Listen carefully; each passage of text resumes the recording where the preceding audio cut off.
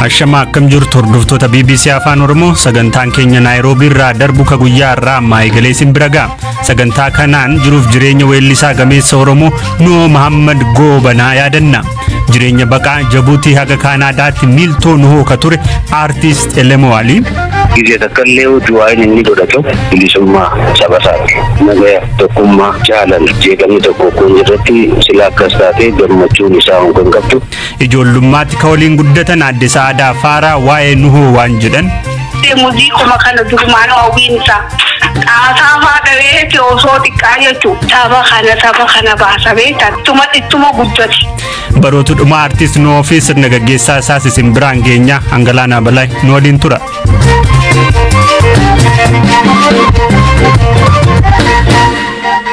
Artistiin Oromoo gameessi Nuhoo Muhammad Goobanaa umurii isaa ganna 74tti addunyaa kanarraa du'aan boqotee jira. Sirboota qabsoo bilisummaatiif uummata dadammaqsan akkasumas tokkummaa lallabuun ka beekamu Nuhoo Goobanaa waggoota muraasa darban dhukkubsatee wal'aanamaa ture. Nuhoo Muhammad Goobanaa eenyu? Maatii olaanaa seenaa jireenya isaa akka armaan gadiitti qindeesseera.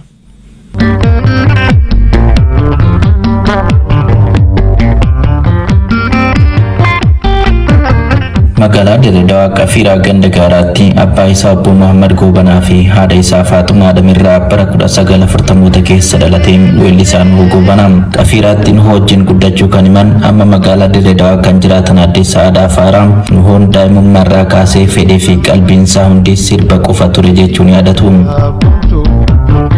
Wannuma kana qatee muuziquma kana durumaan hawwiinsa qaasaa faadhawee osoo xiqqaa jechuudha. Saba kana baasamee ittuma guddate.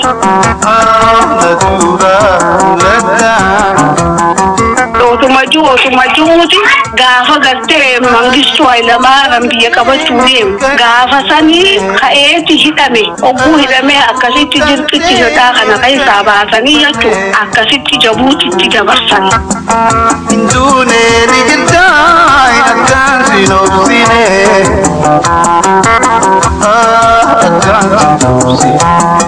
Weellisaa Nuhoo Goobanaa umrii isaa gara caalu kan dabarsee baqattummaadhaan Jibuutiidhaan Yemen, Saawudi Arabiyaa, Itaalii, Kaanaadaa, Keeniyaa fi biyyoota hedduu keessa marmaare. Namoota bara sana Nuhoo wajjin biyya baqatan keessaa tokko yeroo ammaa Kaanaadaa Ottawa kan jiraatan Obbo Abdool Ishooti.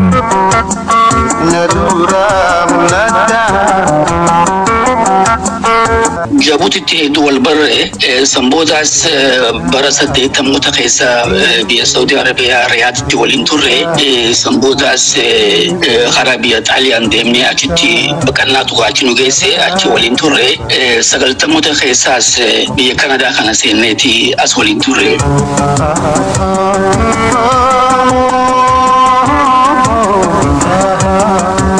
Nuhoon yeroo Jibuutii turettis albam isaa kan jalqabaa uummata biraan gahe.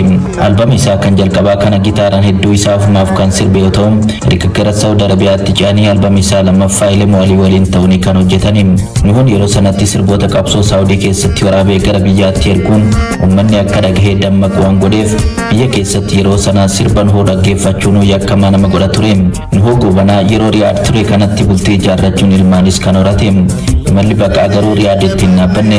Riyaad irraa gara Ijipti achirraa immoo gara Xaaliyaanitti baqate. Ergasiis Roomaarraa bakka waggaa dheeraaf jiraate Kanaadaatti godaane. Yeroo mootummaan ce'umsaa bara 1991 Itoophiyaa keessatti hundaa'u Elemoo Alii, Qamar Yesuufii fi Abdurrashiid waliin Kanaadaa irraa gara biyyaatti dhufani.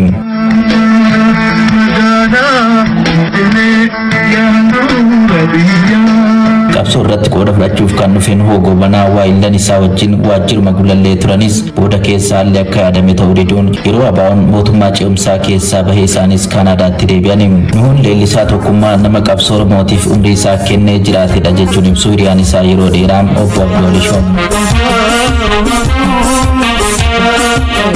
Jaalalli inni gartee saba isaatiif qabu saniitu isa kana halkanii biyya kana hin teessifne yeroo boodaa gaafa biyya kanaa deemu adilleen gartee akka saahibaatti biyya kanaa deemin taa'ee jiru jiraadhu asitti hundi waan dandeessu gurra dandeessaa lakkinaan jee lakkii akkalaas biyya kanan taa'u maaliif as hin teenye jennaan uummata kiyyarraa fagaadhee as jiraachuun barbaadu jee akka asirraa deemeeti Eertiraallee dhaqee guutakka waraana bilisummaa Oromootiif isa keessatti argamee isaanii wajji wallisee.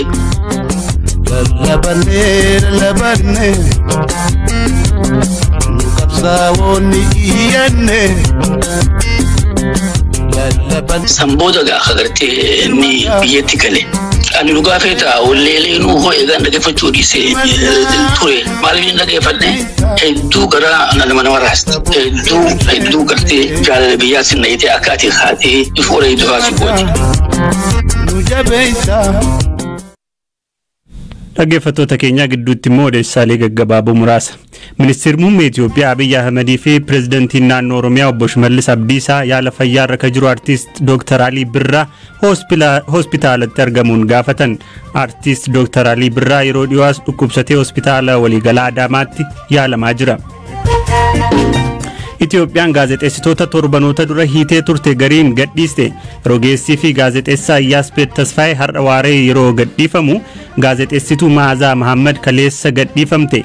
Gaazexeessaa OMN Abdul Salaam Hassanii fi ka Itoophiyaa Insight Ermiyaas Tasfaayee kanneen gadhiifaman keessaayi.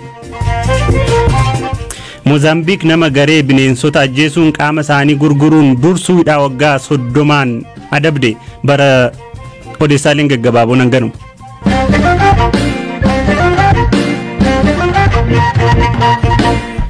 Amna dheeraa jireenya baqaa Jibuutii, Saawudii, Xaaliyaanii fi Kaanaadaa fi hojiilee aartii barkurneewwan 3 gameessa muuziqaa Oromoo Nuhoo Muhammad Goobanaa keessatti miiltoo isaa akka ture artiist Elemo Alii Nuhoon saba Oromoof dirqama fedhaan ofirra kaahe mara nama haalaan bahee darbee jedhe. Abjuuf kaayyoon isaa tokkummaa fi bilisummaa Oromoo arguu ture jedha artiist Elemo Alii waa'ee Nuhoo BBC'tti yeroo himu. Jalqaba kan hin gaafadhe boqochuu isaatiin miira itti dhaga'amedha. Jaalala obbolummaatii fi amma dheertuu waliin turre karaa dheeraa waliin dabarsaa dhufne keessaa bilisa biyya tokko dabuun baay'ee natti gamaa rabbiidha uummata godhuu fi guddaa gaa hojiin inni hojjetee fi tattaaffiin uummata keenyaa godhee hundi calaqqisaa taatullee haa ta'u immoo bilisa keenya dhabuu irratti hedduu baay'ee takka natti dhageemaa jira jechuudha. Kan jalqaba wal bartan Jibuutiitti jalqaba irratti hojiidhuma aartii kana keessatti wal bartanii? Aartuma keessatti wal barre afaan Oromoo guddisuu irratti jechuudha. Muuziqaadhaan ta'ee yadaleedhaan sirbuudhaan gaafa Jibuutiin immoo Suudiitti ka'ee namni waliin sirbootan isaatillee waliin hirmaadhe. Albamni isaa ka jalqabaa 1977 bahee? 77 gaafa Jibuutiin bilisummaa fudhattu warra achirratti hirmaate jechuudha gammachuu bilisummaa Jibuutiitiin. Sirboota isaa ka jalqabaa keessaa yaa galaanaa ka jedhu irraa atii fi Nuhoon mudannoo akka qabdaniin iyyaafadhee nutti himi. Yaa galaana jiru fuuteen namaan deemtaa gadiitti yallaaltu tanteetiin deemtaa sirba sun walumaanii waraabne jechoota silaajaa musuun keessaanis akka warra raaguutis ta'e yeroo suganii nan dubbate nuu sirbi kun deebee zamanni kun jijjiirame nutti as garagalu nu oduufirraa waan kana yoo dhiifte wayyaan jeenu. Ija suni gaammaan tana osuma deemuu baatii sadii hin taane akkuma jeesunitti roobni jabaan roobee akkuma wanni itti gubbaarraa roobni itti seenee jechuudha natti. Itti seenee akkasitti galgala walakkaa dhufee olaanadha jechuudha. Magaalaa Riyaad jechuudha sunuti. Nuhooni qabsoo bilisummaa Oromoo keessatti gahee akkamii bahaa ture dhiyeenyatti waan beektuuf akkamiin ibsita? Akkamiin itti ibsu falmata dhala ilma namaa tokko lammata haaluma jireenyaa kana keessatti falmii qabsoo uummanni Oromoo yookaan roorroo isaanirra gahaa turee fi dirqama lammummaa kan bahuu qabu irratti kaartiitti firra kaa'ee ajaja nama tokkootiin ala ifiin irratti murteessee sirba nama kaasu kan nama dammaqsu kan nama hubachiisu uummata Oromootiifis fakkii loogoo ta'uu isaatiin murteessee jechuudha nama tokkootti maaliif jennaan hojiin inni dalage hundinuu yeroo sunitti uummata Oromootiifis barbaachisaadha. Wantoota waliin sirbitan keessaa wanta sibiratti hafee kun miira kee keessaa hin baane waan akkanaa isa kamtu jira? Guddaan gaafa 92 sun gaafa dirqama lammummaa nutis fudhannee qabsoo gara dandeenyuun gara aartiitiin uummata keenya keessuu irratti qooda keenya ni baanna jennee wal qabannee nuti nama 3 nama 4 taane wal qabannee Oromiyaa dhufne jechuudha. Dhufnee dhufne. Bara ce'umsaa jechuudha. Bara ce'umsaa ta'e waliin dhufne sirbi sun gaafas ta'e jechuudha. Sirbi tokkummaa faarsu sun. Tokkummaa sun shoora guddaa taphatee. Wanni Nuhoon jireenya isaa keessatti gochuu arguu barbaadu wanni lama sadii maal ture? Guddoon fedhiin isaa kan duraa tokkummaadha. Tokkummaa uummata keenya bira dabree gaafa Afrikaatiif illee fuulletti nama barbaadu duraa tokko. Kanaaf tokkummaa keenyaa fi nama bilisummaa mataa isaa qofa osoo hin taane kan saba isaatis. Gizee takka illee du'aan inni godhatu bilisummaa saba isaati.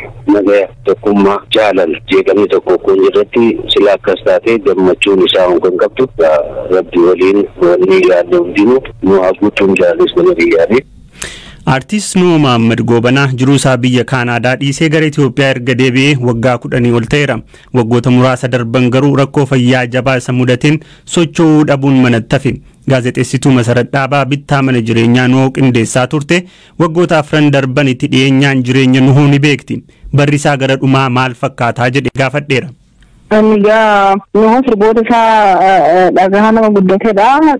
Sirboota isaa mata dureewwan garaagaraa quuqama Oromoo, jaalala, tokkummaa, alaabaa, dubartii hunda faarsee hunda isaa dhageeffachaa sirboota isaa namoota bal'inaan beeksisan nama tokkodha. Kanarraa ka'uutiin egaa hojiin inni hojjete hojii guddaadha. Inni hojii guddaa hojjetee gara dhumaarratti egaa akka inni hojjeteen yeroo boqotee yeroo itti taa'ee kaara galfatu sana simboo argatee boqotee jechaadha. Jireenya isaa Oromoof kennee jiraate nama kana immoo gargaaree kan jirudha. Namoonni seenaa fi hojiiwwan isaa beekan dhugaadhuma birmatanii fi mana har'aa reeffisaa keessa boqotee borummoo keessaa ba'uuf jiru kana binneefi jirra. Waggoota muraasa darban dhibamee yaalarra ture. Yoomii jalqabeeti kan maatii yookaan maatii wajjiniin dhiyeenyaan isaan hordofuu ka jalqabdee wal'aansaa wajjiniin bu'aa bayiiwwan tures waan muraasatu irraa nu himte.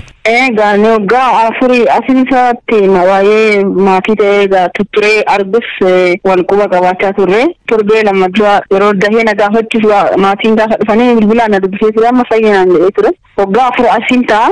Sana keessatti egaa mana yaalaatitti inni deddeebi'aa yeroo adda addaatti ciisaa baay'ee dhukkubsatee ilma fayyaa. Maalidhaa aarii qabaa, dhibee narvii qabaa, sukkaarri isaa baay'ee dabalee haalli Oromoon keessa jiru kunis baay'ee gaddisiisaa yeroo jijjiirama sanan baay'ee gammadee ture. Akkamitti sirbite tokkummaa kana jedhee gaafaan gaafadhuuni waan Oromoo kanatti mataa dhukkubseedha guyyaa tokko numa yaada maaluma tummata sana walitti fide jedhee gaafa yaadu tokkummaa kana jedhu kun natti dhufeedha. Kanaaf ani lallabee dadhabee gaafan dubbachuu dadhabu Oromoontu walitti dhuftee jedhe. Kanaaf baay'ee gammachuun qabaa jedhee natti hime.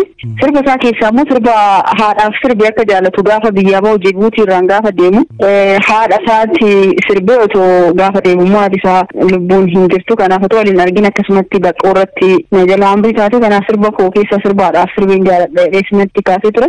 Biyya alaattis yaallamuuf yeroo adda addaatti gaafatamus ani hin barbaadu biyya kootiin deemu asumatti duuna wayyaa asumatti yoon xeena addaamiitiin buna dhugee fayyaan biyya kootitti jiraadhe biyya kootirratti yoon awwaalanii naa wayyaa jedhee mana yaalaa biyya alaattis yaalamuu akka hin barbaannedha kan dubbataa ture jechaadha.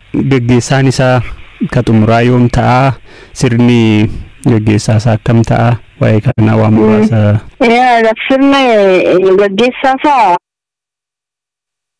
haala sadarkaa isaa eeggatee fi akka Oromootti immoo bareechinee awwaalcha isaas haa tolchine inni waliin marannee jira artiistoonni jiranii yeroo kana sirna addaatiin bakka Oromoonni bal'inaan argaman isteediyeemii Adaamaatti ganamas ganfaa goonee fi sana booda maarshaal baandiitiin bareedee akka gara sirna awwaalchaatti akka deemuuf yaadamaa jira jechuudha.